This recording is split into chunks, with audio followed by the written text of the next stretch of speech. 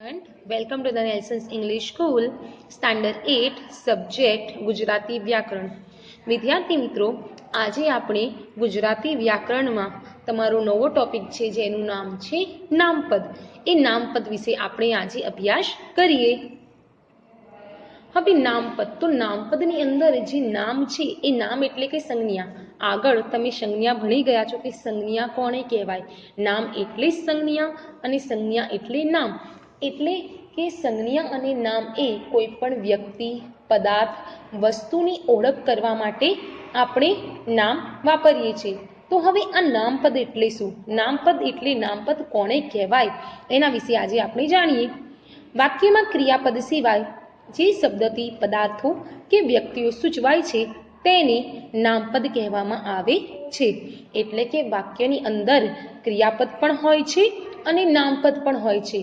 તો ક્રિયાપદ સિવાયના જે શબ્દો વાક્યોની અંદર આવેલા છે અને એ શબ્દોથી આપણે પદાર્થો કે વ્યક્તિઓને સૂચવાય છે, એટલે કે વ્યક્તિઓની ઓળખ આપણે કરી શકીએ છીએ, તેને નામપદ કહેવામાં આવે છે. એટલે એક વાક્યની અંદર ક્રિયાપદ પણ હોય છે અને નામપદ પણ હોય છે. હવે ક્રિયાપદ આપણે આગળ ભણી ગયા કે જેમાં વ્યક્તિ ક્રિયા કરતો હોય, જેમ કે લખી રહ્યો છે, વાંચી રહ્યો છે, દોડી રહ્યો છે, એ ક્રિયા છે. પણ એ ક્રિયા કોણ કરી રહ્યું છે તેને સૂચવતા શબ્દોને આપણે નામપદ કહી શકાય. વાક્યમાં ક્રિયાપદ સિવાયના જે શબ્દો વપરાયેલા હોય તેને નામપદ કહેવામાં આવે છે. એટલે કે ક્રિયાપદને છોડીને બાકીના જે શબ્દો વાક્યોની અંદર હોય એને આપણે નામપદ કહી શકીએ. આમ જે શબ્દ કોઈ પદાર્થ, વ્યક્તિ વગેરેને સૂચવે તેને નામપદ કહેવામાં આવે છે. એટલે કે વાક્યની અંદર ક્રિયાપદને છોડીને જે શબ્દ કોઈ પદાર્થ, વ્યક્તિની ઓળખ આપણને કરાવે તેને આપણે નામપદ કહી શકાય. એટલે કે ટૂંકમાં એક વાક્યની અંદર ક્રિયાપદ અને નામપદ બંને રહેલા હોય છે. ક્રિયા એટલે કે લખવું, વાંચવું, કરવું, એટલે કે વ્યક્તિ જે ક્રિયા કરી રહ્યો છે એનો સમાવેશ આપણે ક્રિયાપદમાં કરીશું અને ક્રિયા કોણ કરી રહ્યું છે એનો સમાવેશ આપણે નામપદમાં કરી શકાય. તો ક્રિયાપદને છોડીને વાક્યની અંદર જે શબ્દો વપરાયેલા હોય અને એ શબ્દો દ્વારા કોઈ પદાર્થ કે વ્યક્તિની ઓળખ આપણે કરી શકીએ તેવા શબ્દોને આપણે નામપદ કહી શકાય. હવે અહીં નામપદની સમજ આપતા વાક્યો આપણે જોઈએ. તે ટિકિટ લાવ્યો છે. વેદ સાહેબનો પત્ર છે.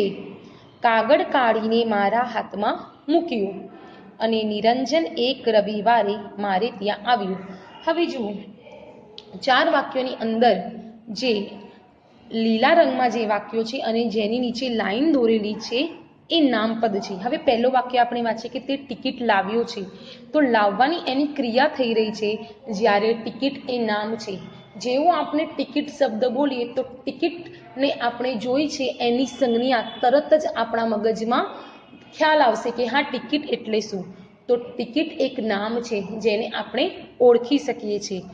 તો વાક્યની અંદર લાવ્યો છે એ ક્રિયાપદ છે અને ટિકિટ એ નામ છે. વેદ સાહેબનો પત્ર છે. વેદ સાહેબ કોઈ વ્યક્તિ છે એટલે એનો સમાવેશ આપણે નામપદમાં કરીશું. કાગળ કાઢીને મારા હાથમાં મૂક્યું.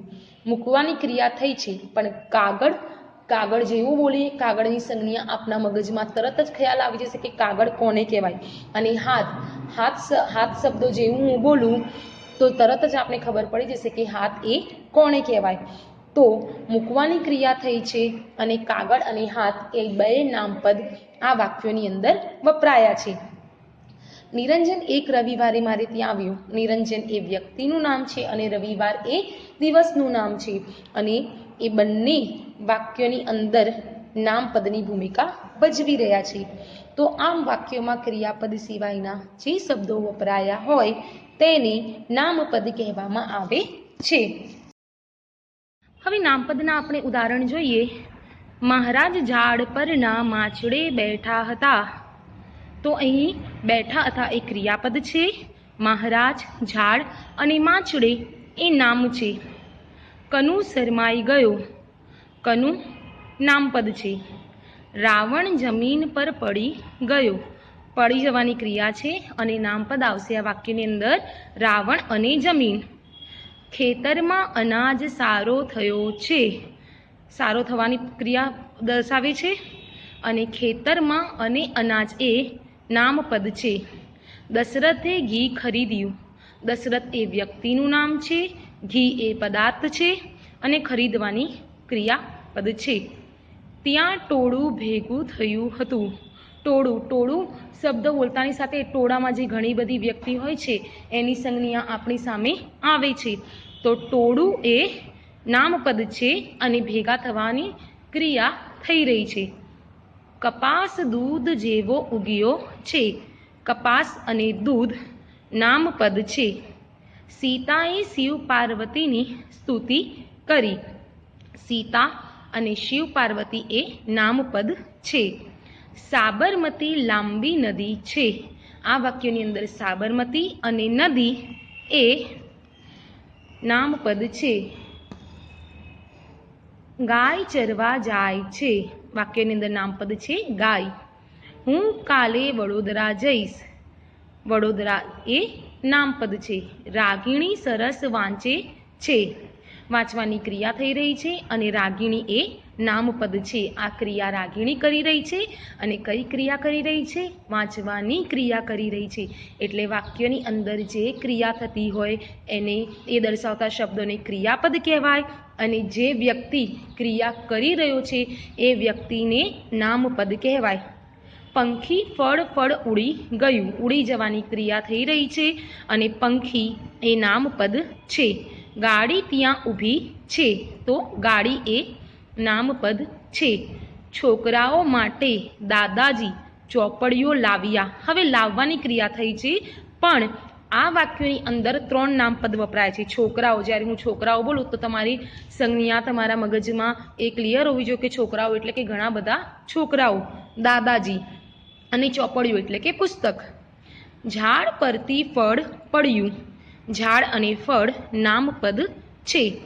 હું અમદાવાદથી સાંજે નીકળ્યો છું, નીકળવાની ક્રિયા થઈ છે અને અમદાવાદ એ નામપદ દર્શાવે છે. કોમલ રસોઈ બનાવે છે, રસોઈ બનાવવાની ક્રિયા થઈ રહી છે એટલે બનાવવાની ક્રિયા થઈ રહી છે અને આ શબ્દની આ વાક્યની અંદર કોમલ અને રસોઈ એ ક્રિયાપદ છે. રમેશનું ઘર મંદિર સામે આવેલ છે, એટલે રમેશનું ઘર, રમેશ, ઘર અને મંદિર આ વાક્યની અંદર નામપદ છે. મીના દૂધ પીએ છે, દૂધ એ પદાર્થ છે, મીના એ વ્યક્તિ છે અને પીવાની ક્રિયા થઈ રહી છે. તો મીના અને દૂધ એ નામપદ દર્શાવે છે. હું કવિતા ગાઉં છું, કવિતા એ નામપદ છે. શિક્ષક મુકેશને ભણાવે છે, શિક્ષક અને મુકેશ નામપદ છે. રામ વનમાં જાય છે, રામ અને વન નામપદ છે. રોનક ચેતન માટે ચોકલેટ લાવ્યો, હવે આ વાક્યની અંદર 3 નામપદ છે, રોનક, ચેતન અને ચોકલેટ. હોળી મારો પ્રિય તહેવાર છે, હોળી અને તહેવાર. અમે ગાંધી આશ્રમની મુલાકાતે ગયા હતા, એની અંદર નામપદ આવશે ગાંધી આશ્રમ. ભારત અનેક ગામડાનો બનેલો દેશ છે, ભારત, ગામડા અને દેશ નામપદ દર્શાવે છે. સસલું અને કાચબાએ દોડ લગાવી, સસલું, કાચબા અને દોડ એ નામપદ છે. કાબુલીને મીની જેવી એક દીકરી હતી, હવે આ વાક્યની અંદર પણ 3 નામપદ છે, કાબુલી, મીની અને દીકરી. વારુણી આશ્રમમાં ભણવા જાય છે, એટલે વારુણી અને આશ્રમ નામપદ બને છે. તો વિદ્યાર્થી મિત્રો, નામપદના આપણે 30 જેટલા ઉદાહરણો જોયા. હવે નામપદ તમને પરીક્ષાની અંદર કે પૂછાય તો વાક્યમાંથી તમારે પહેલાં તો જોઈ લેવાનું કે ક્રિયા શું છે અને ક્રિયા કોણ કરી રહ્યું છે. જે વાક્યની અંદર ક્રિયા થઈ રહી છે એને ક્રિયાપદ કહેવાય અને જે વ્યક્તિ કે પદાર્થ ક્રિયા કરી રહ્યા છે, ક્રિયા દર્શાવી રહ્યા છે તેને આપણે નામપદ કહેવામાં આવે છે. એટલે કે ટૂંકમાં ક્રિયાપદ સિવાયના જે શબ્દો વાક્યોની અંદર વપરાય તેને નામપદ તરીકે ઓળખવામાં આવે છે. મને આશા છે કે દરેક વિદ્યાર્થીએ નામપદ અને ક્રિયાપદ શું છે એના વિશે તમને ખબર પડી ગઈ હશે. Thank you.